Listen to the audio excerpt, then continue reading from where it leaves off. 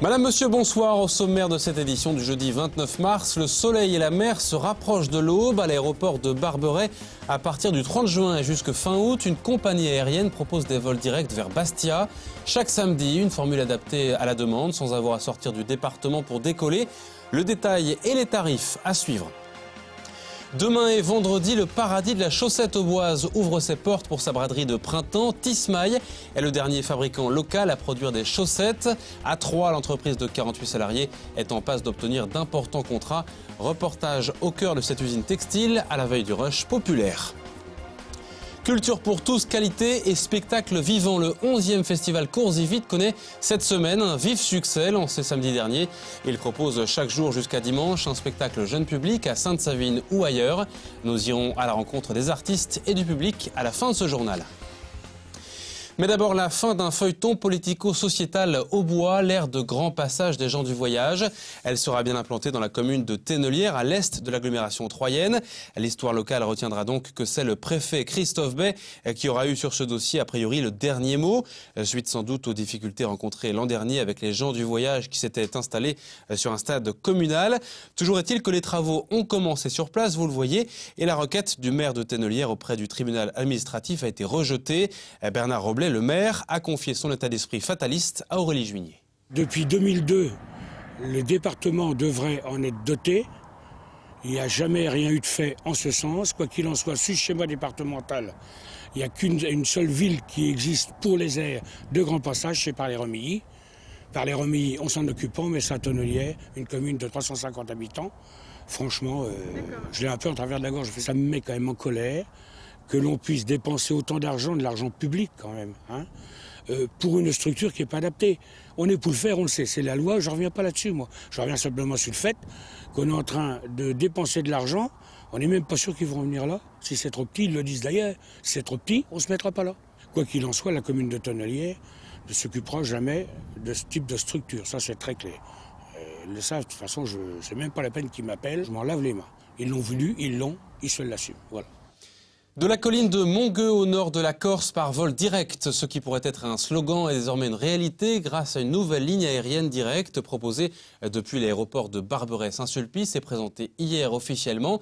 Un vol vers Bastia partira donc chaque samedi entre le 30 juin et le 25 août. Le prix de l'aller simple est fixé à 137 €, taxes comprises. Même tarif pour le retour, le samedi uniquement, à bord d'un avion de 70 places sur la compagnie Danube Wings. Embarquement ou presque avec Christian Vira. Cet été, il sera possible de partir en vacances à partir de l'aéroport de Troyes. Pour cette première, la Corse a été choisie comme destination estivale. L'appareil est un 70 places. Nous sommes limités à ce type de capacité pour les vols commerciaux. Et nous avons souhaité qu'il y ait, dans un cercle de 2 heures de vol, une destination soleil qui puisse être à la fois vendue en vol sec sur le site de la compagnie Danube Wings, mais également auprès des agences de voyage, revendeurs du tour opérateur Corse Voyage, puisqu'il y aura également des séjours hôteliers sur toute la durée de séjour d'une semaine. Du 30 juin au 31 août, chaque samedi, il est donc possible de se rendre en 2 heures à Bastia depuis Troyes. 2 formules tout compris sont proposées, à partir de 137 € pour un vol sec ou 807 € pour un séjour d'une semaine dans un hôtel 3 étoiles, des offres limitées mais qualifiées de concurrentielles. On ne perd pas 2 heures pour aller à Orly, on ne paye pas le parking, parce qu'une semaine à Orly, c'est plus d'une centaine d'euros à débourser. C'est le trajet également entre Troyes et Orly qui coûte, c'est plus d'une centaine d'euros par personne. Tout cela concourt à faire que cette offre nouvelle sur Troyes est alléchante. Je pense qu'il y a un besoin, mais ce besoin sera forcément limité. Il n'est pas question d'avoir 10 déplacements au quotidien vers les destinations soleil. Je crois qu'il n'y a pas le marché pour. Donc ce marché-là, c'est un marché, c'est une niche qui est exploitée aujourd'hui et je crois que c'est tout à fait intéressant. La mise en place de ces liaisons touristiques était conditionnée par une augmentation des dispositifs de sûreté. 2 emplois seront créés. Les Corses bénéficient eux aussi d'une proposition touristique nouvelle. Nous avons tout de même des atouts que n'ont pas les Corses. Ne serait-ce que le champagne, les magasins-usines, et puis la découverte d'une ville comme Troyes. Pourquoi ça n'attirerait pas les Corses? Cet essai sera considéré comme une réussite si le taux d'occupation des avions s'élève à 70%. Les réservations sont d'ores et déjà possibles auprès de l'opérateur danubewings.eu. Et comptez 2 heures de vol pour ce trajet entre Troyes et Bastia. C'est le dernier fabricant de chaussettes implanté dans l'Aube. Et ici, pas de crise. Au contraire, l'usine Tismaï propose demain et samedi sa grande braderie de printemps. 6 mois après sa dernière vente en novembre dernier, qui avait attiré un large public. La société troyenne, située près des boulevards Jules Guesde à Troyes, fait mieux que résister. Elle emploie 48 salariés et s'apprête à conquérir de nouveaux marchés sur le plan national. Reportage Christian Vira. Tismaï est devenu le seul fabricant de chaussettes à Troyes. Depuis 30 ans, le directeur se bat pour gagner de nouveaux marchés et éviter la délocalisation.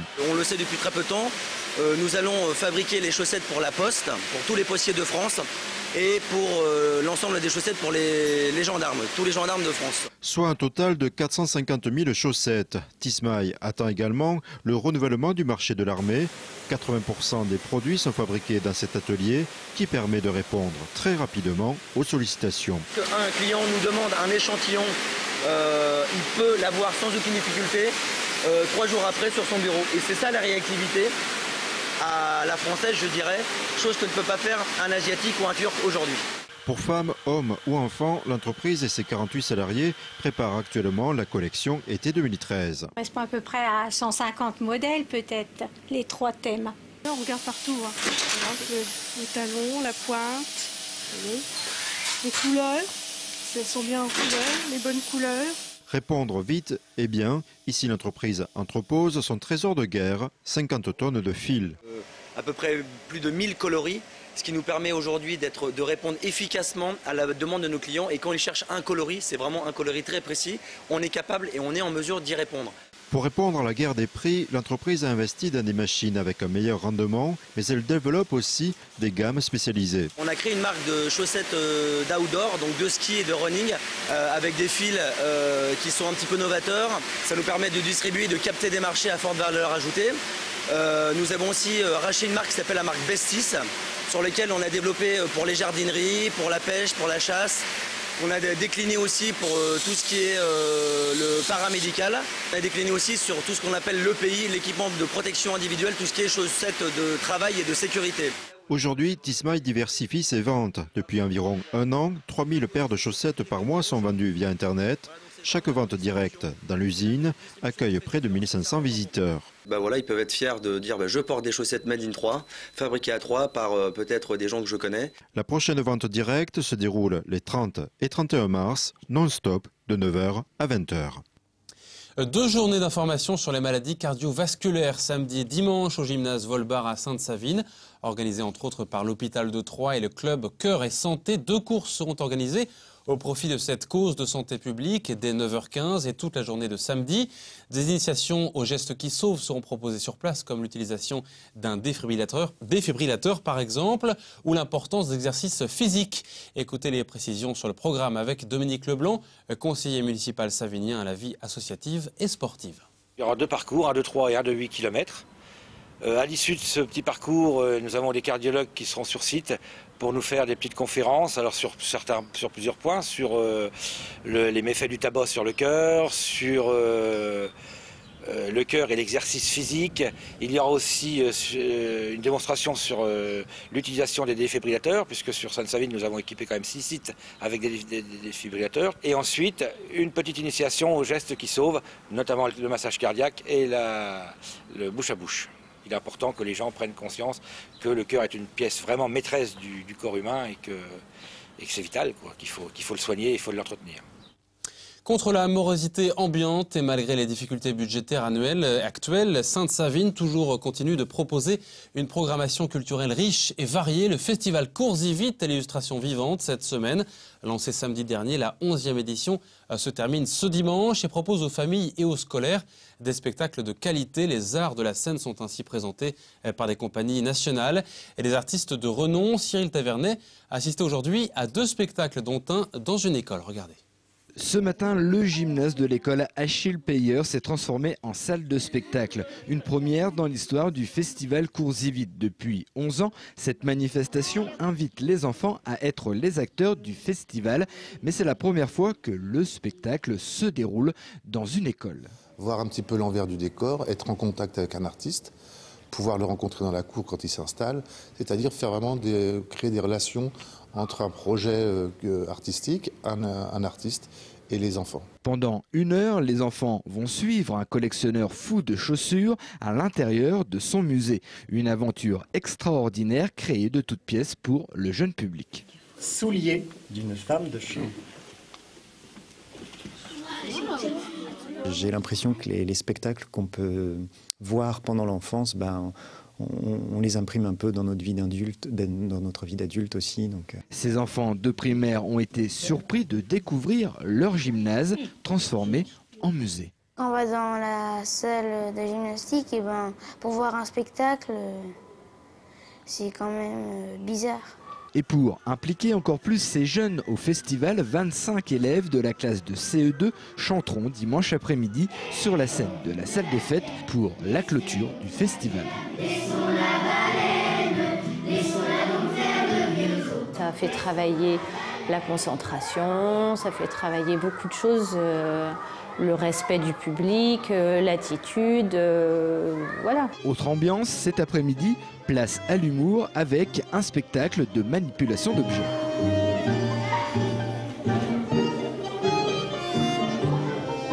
« 200 enfants ont profité de ce divertissement. Venir voir en vrai un spectacle, c'est mieux que d'aller en cours. Parce qu'à l'école, on fait que travailler et travailler. Et au spectacle, on regarde des gens, les acteurs. Du coup, on n'a pas de devoirs et on est tranquille. L'année prochaine, la salle des fêtes savinienne sera en travaux. Cours y vite se décentralisera donc dans les communes de Saint-André, Troyes et peut-être Saint-Germain.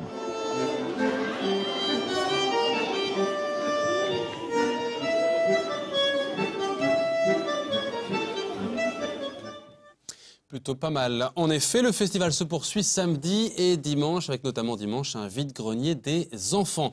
À propos de spectacles, le programme musical des 65e foires de Champagne a été publié ce soir. Elles se dérouleront du 25 mai au 3 juin. L'équipe de 3 Expo Cube proposera cette édition 2012, un programme de spectacle en plein air notamment. Et parmi les artistes présents, on notera par exemple Ina Modja ou encore Francis Lalanne. Ina Modja, ce sera le 25 mai, ou bien encore le collectif Métissé. Comme l'an passé, l'entrée coûtera 5 €, 1 € pour les enfants de 5 à 12 ans et donnera l'accès à l'ensemble des animations et des spectacles sans supplément de tarif. C'est la fin de ce journal. La couleur du ciel bleu de demain, c'est dans un instant sur Canal 32 avec une alerte à la pollution de l'air. Soyez donc vigilants. Demain, dans le journal présenté par Damien Ardois, un zoom sur les métiers d'art avant la journée et qui leur sera consacré ce week-end à Étourville dans le sud du département. Très belle soirée à vous et à bientôt.